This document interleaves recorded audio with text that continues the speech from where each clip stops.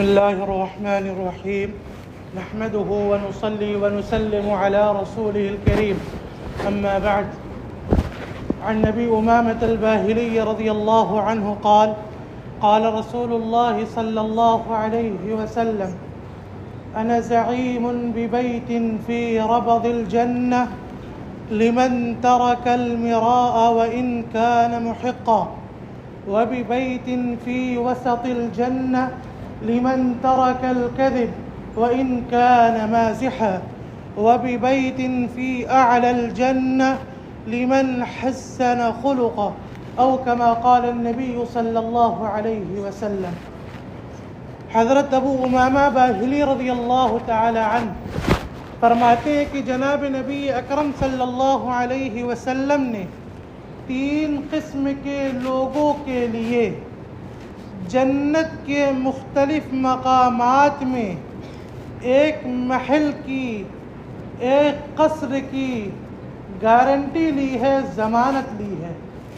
3 صفات، 3 اعمال ایسے ہیں اگر کوئی بندہ مؤمن اس سے اپنی زندگی کو سجا لے اور اس پر عمل کرے تو اس عمل کی برکت سے، اس سے اپنی زندگی کو سجانے کی وجہ سے اللہ کے نبی علیہ السلام کی ان 3 ضمانتوں اور گارنٹیوں کا وہ بندہ مستحق ہوگا، حقدار ہوگا. تو 3 قسم کے لوگ کون ہیں؟ وہ 3 اعمال یا 3 صفات کون ہیں؟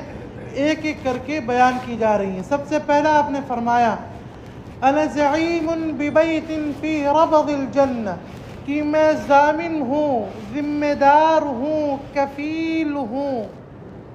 میں ضامن ہوں، ذمہ دار ہوں، کفیل ہوں جنت کے کناروں میں سے ایک کنارے میں، ایک گھر کا، بیت سے مراد یہاں قصر ہے، ایک محل کا. کس کے لیے؟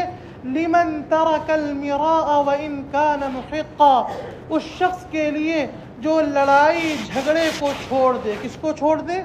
لڑائی جھگڑے کو چھوڑ دے، باوجود اس کے کہ وہ آدمی برحق ہے، حق پر ہے، حق پر ہونے کے باوجود لڑائی جھگڑے کو چھوڑ دینا، ختم کر دینا، یہ اتنا افضل عمل ہے کہ اللہ کے نبی علیہ السلام نے اس بندے مؤمن کے لیے جنت کے کناروں میں سے ایک کنارے میں ایک محل کی گارنٹی لی ہے، ضمانت لی ہے.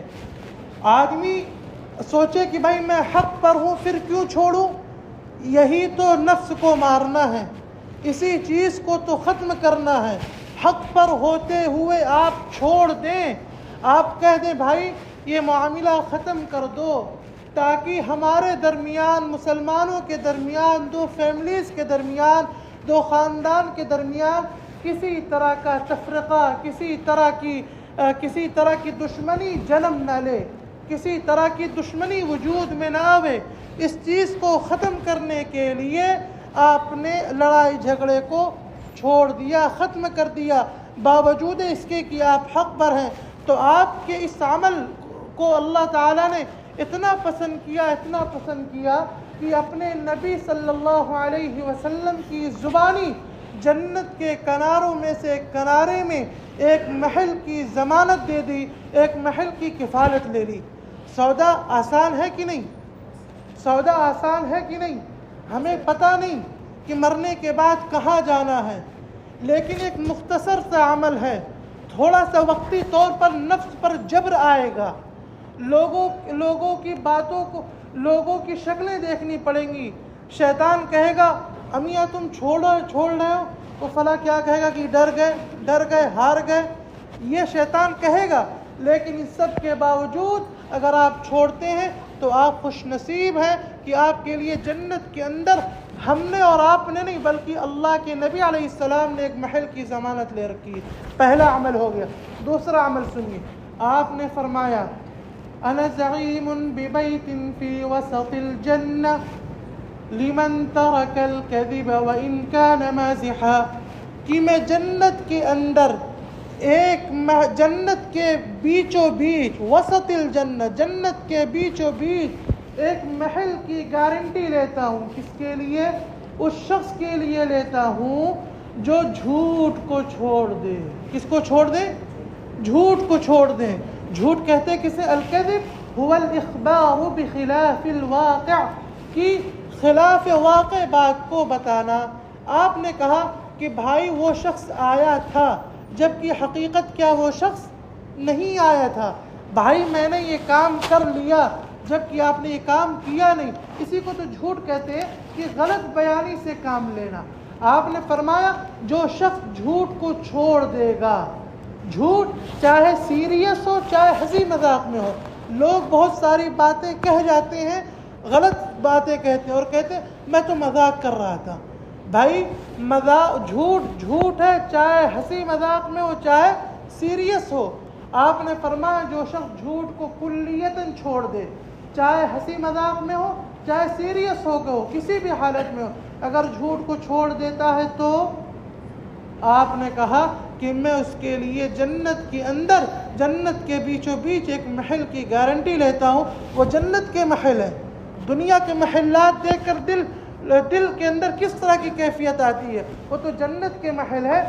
جنت کے محلات کے بارے میں آپ نے فرمایا اس کی ایک اینٹ سونے کی ہوگی، ایک اینٹ چاندی کی ہوگی۔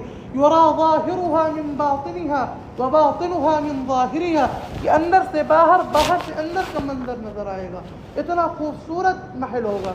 تیسری بات آپ نے فرمائی انا زعیم ببیت فی اعلی الجنۃ لمن حسن خلقہ، کہ میں جنت کے اعلیٰ مقام پر، جنت کا جو سب سے بلند مقام ہے، وہاں پر ایک محل کی ضمانت لیتا ہوں اس شخص کے لیے جو اپنے اخلاق کو سجا لے، اپنے اخلاق کو بلند کر لے، جو اپنے اخلاق کو بلند کر لے۔